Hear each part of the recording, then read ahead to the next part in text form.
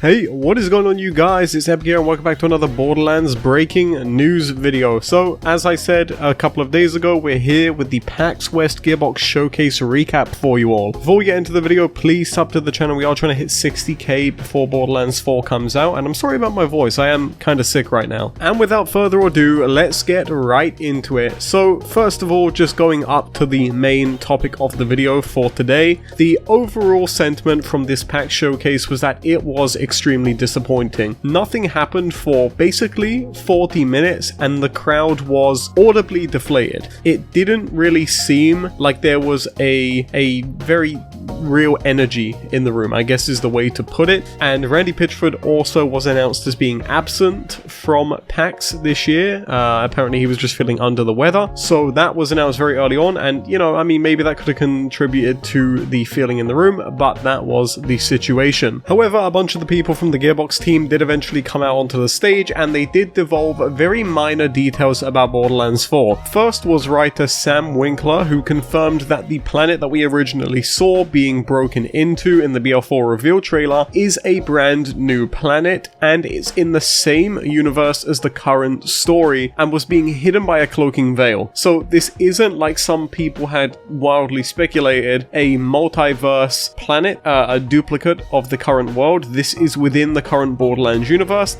and it is a planet that was being hidden and Elpis had unearthed it. Also confirmed by Sam Winkler was that Borderlands 4 is going to take a highlighted focus on new characters and new stories. They mentioned that while they did like a bunch of the existing characters and existing stories, they did have some more interesting ones they wanted to show off with new characters in the franchise who we will be meeting in Borderlands 4. And finally, probably the only real notable thing from this PAX West showcase is the first official concept art for Borderlands 4. Taking a look at this first one here, I get strong Destiny 2 vibes from this. Something to do with the Fallen, like that thing at the top of what looks to be some kind of core or reactor. Definitely screams like a Fallen Walker to me, and there's a bunch of these little pods. One of them is a shop. Now, of course, this doesn't mean that any of this actually made it into the game. This is just concept art for the general direction, but this is very interesting to take a look at, as in Borderlands, I don't think we've seen something that quite captures the essence of this first shot here. And honestly, if you showed this to me and asked me what game I thought this was from without me knowing, I probably would say Destiny 2. Now, going into this second one, we've got what looks like almost a cyberpunk city here with humanoid, it's important to note, characters who are walking around.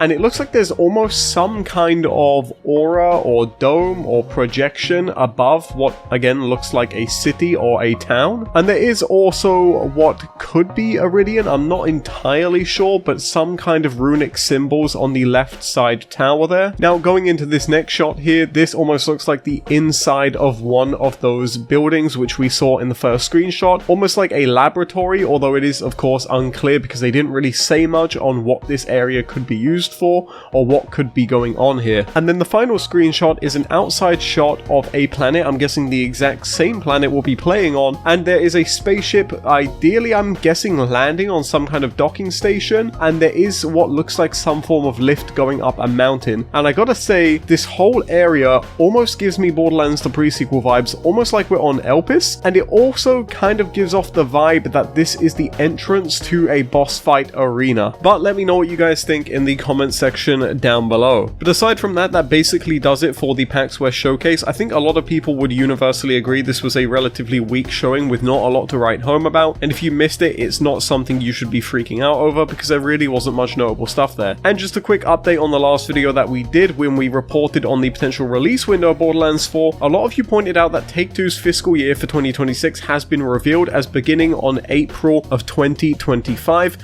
which means that Borderlands 4 could potentially release during April of next year. This is my personal prediction. I think it is going to release either on the 24th of April 2025 or a really early launch of the 4th of April 2025. But let me know what you guys think in the comment section down below, and give me your overall thoughts on the PAX showcase in the comment section down below too. And with that being said, that's going to do it for today's Borderlands breaking news. Please leave a like on the video, it does help us out in the algorithm a lot, and be sure to sub to the channel if you want to stay up to date on all the latest with Borderlands 4. And guys, with that being said, thank you for watching, and I'll check you in the next one.